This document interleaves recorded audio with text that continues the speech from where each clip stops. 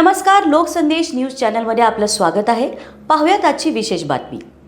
काल रात्री 8:08 नानापेठ राम मंदिराजवळ पारेखवाड्याला आग लागल्याची माहिती मिळताच दलाकडून तातडीनं फायर गाड्या रवाना करण्यात आल्या होत्या. घटनास्थळी पोहोचल्यावर जवानांनी 3 मजली लाकडी जुन्या वाड्याला भीषण आग लागल्याचे पाहताच अतिरिक्त मदत मागवण्यात आली असता अग्निशमन दलाकडून एकूण 10 फायर गाड्या, 4 वॉटर टँकर, 2 देवदूत वाहने तसेच व्हेकल डेपोकडून 5 वॉटर टँकर रवाना करण्यात आले.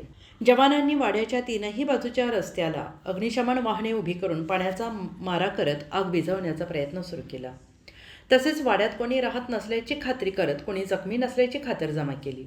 धूर मोठ्या प्रमाणात असल्याने शेजारी असलेल्या रहिवासी इमारतींमधून सर्व रहिवाशांना सुरक्षित ठिकाणी हलवले. घरातील सिलेंडर बाहेर घेत मोठा धोका टाळला. आग इतरत्र पसरणार नाही याची दक्षता घेत सुमारे तासाभरात आगीवर नियंत्रण मिळवत कुलिंग ऑपरेशन सुरू ठेवले. सदर ठिकाणी पूर्ण बाजारपेठेचा परिसर असून रस्त्याचे काम सुरू आहे. रस्ता अरुंद आणि काम सुरू असल्याने अग्निशमन वाहने जाण्यास अडथळा निर्माण झाला होता.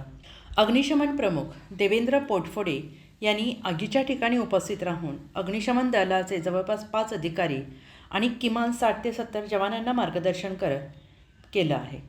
या घटनेत कोणी मृत वा जखमी नसून आगीचे कारण आत्ता तरी समजू शकले नाही. लोकसंदेशसाठी पुणे जिल्हा प्रमुख पारस मुथा यांचा रिपोर्ट. एक साधारणतः रात्री 8:15च्या सुमारास आम्हाला कॉल आला होता की आग लागलेली आहे.